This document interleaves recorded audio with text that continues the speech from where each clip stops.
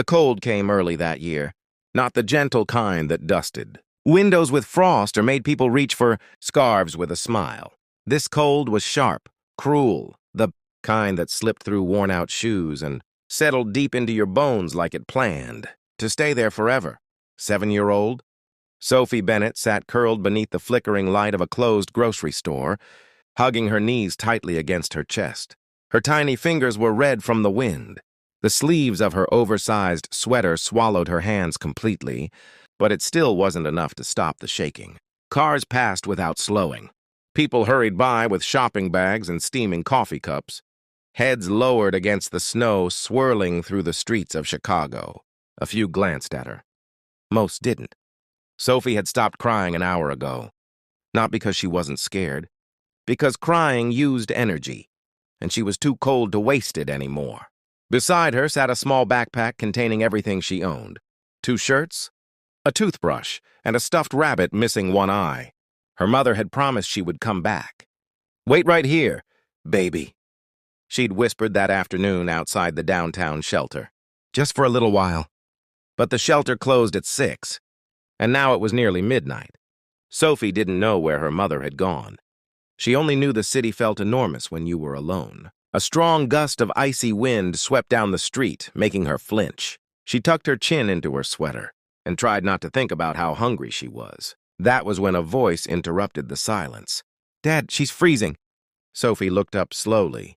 A little girl around her age stood nearby, holding the hand of a tall man in a dark winter coat.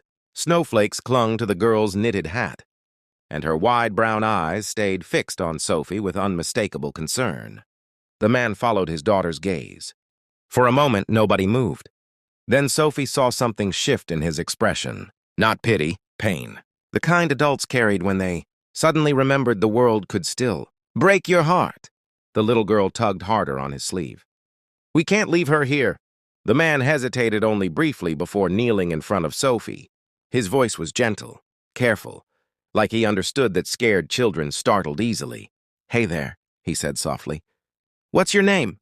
"Sophie." "I'm Daniel, and this is my daughter, Lily," Lily offered.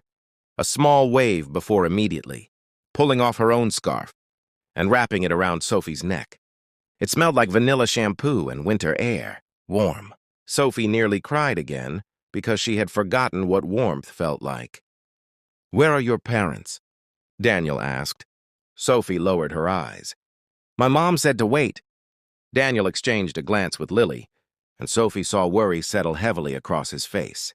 "How long have you been out here?" She shrugged weakly. "Since daytime." Lily's eyes widened. "Dad," Daniel inhaled slowly, the way people do when trying to stay calm even though they're angry inside. Not angry at Sophie, angry for her. He stood and removed his heavy coat without hesitation, wrapping it carefully around her trembling shoulders. "No child should be sitting alone in weather like this," he muttered quietly. Sophie stared at him in disbelief. Adults usually looked away from problems. They didn't hand over warmth. "Can we take her somewhere?" Lily asked urgently. Daniel nodded once. "Yeah," he said. "We can." And just like that, Sophie's life began to change. The diner on the corner was nearly empty except for a tired waitress wiping down tables near the counter. The moment Daniel guided Sophie inside, warmth rushed over her skin so suddenly it almost hurt. The waitress took one look at Sophie's condition and hurried over.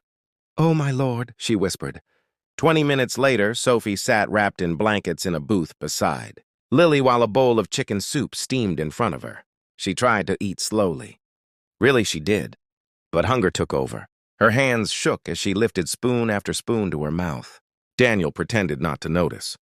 Instead, he quietly ordered grilled cheese sandwiches for all 3 of them and listened while Sophie spoke in small, uncertain sentences.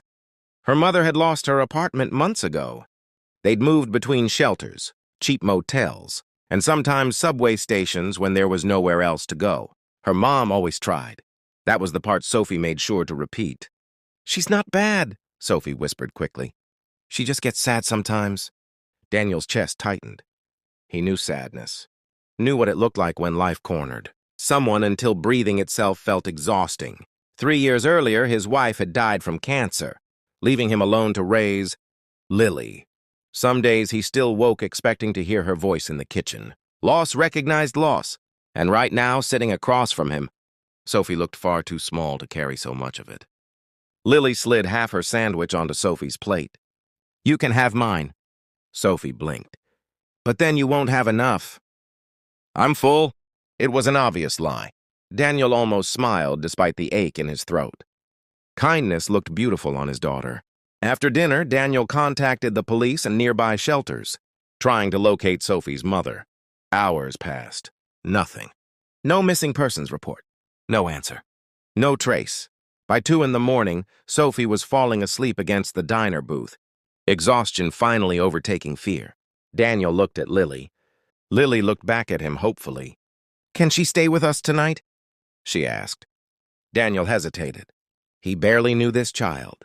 But then Sophie stirred in her sleep, clutching that old stuffed rabbit tightly against her chest, like it was the only thing in the world she trusted. And suddenly the idea of leaving, her in a system overflowing, with forgotten children, felt impossible. "One night," he said quietly.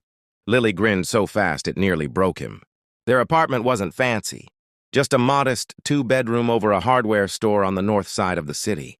But to Sophie, it felt like another world. There were lamps glowing warmly in the windows, family photos on shelves, a blanket draped over the couch, the smell of cinnamon candles lingering in the air. Safe. That was the word Sophie kept thinking. Safe. Lily lent her pajamas decorated with tiny stars, and Daniel made hot chocolate while the girls sat together on the couch under blankets. For the first time in months, Sophie laughed. A real laugh. Small, rusty, unfamiliar, but real. Daniel heard it from the kitchen and suddenly had to stop, moving for a moment because emotion crashed into him without warning. Children were supposed to laugh like that all the time, not only after surviving cold sidewalks and abandonment. Later that night, after the girls fell asleep side by side during a movie, Daniel received a phone call. A hospital downtown had admitted a woman earlier that evening after she collapsed near a bus station. Her name was Rebecca Bennett, Sophie's mother. Daniel drove there immediately. Rebecca looked exhausted. Her face was pale, her hands trembling as she spoke. "I went looking for food," she whispered tearfully. "I only meant to leave her for an hour." She'd fainted from untreated diabetes and severe exhaustion before making it back. When Daniel told her Sophie was safe, Rebecca broke down crying so hard nurses had to comfort her. "She's all I have," she kept repeating.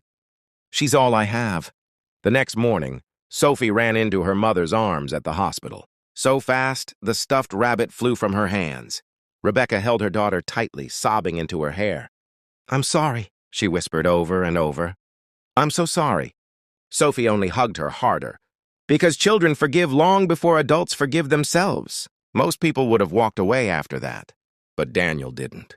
Over the next several weeks, he helped Rebecca connect with housing assistance programs and medical care. He used savings he'd planned for a vacation to help secure a small apartment for her and Sophie. Lily helped decorate Sophie's new bedroom with paper snowflakes and drawings taped crookedly to the walls. And slowly, painfully, beautifully, things began to change. Rebecca found part-time work at a bakery. Sophie enrolled in school again. The dark circles beneath Rebecca's eyes started fading little by little. Hope returned quietly like sunlight after a brutal winter. One evening near Christmas, Sophie stood outside Daniel's apartment holding a small gift bag. When he opened the door, she launched herself into his arms. "I made you something." Inside the bag was a handmade ornament shaped like a heart. Painted across the front in crooked glitter letters were the words, "Thank you for seeing me." Daniel stared at it silently, because that was the truth of it. Not saving her, not rescuing her, seeing her. A little girl alone in the cold while the world rushed past too quickly to notice. And sometimes that was where humanity began. Not in grand speeches, not in miracles, just in the decision to stop walking long enough to care about someone else's pain. Snow began falling softly outside again as Sophie hugged. Lily goodbye and Rebecca thanked. Daniel one last time before heading home. But this time, Sophie wasn't afraid of the cold, because now she knew something she hadn't known before. Even in the darkest winters, there were still people willing to open the door, offer warmth, and remind strangers they were never truly alone.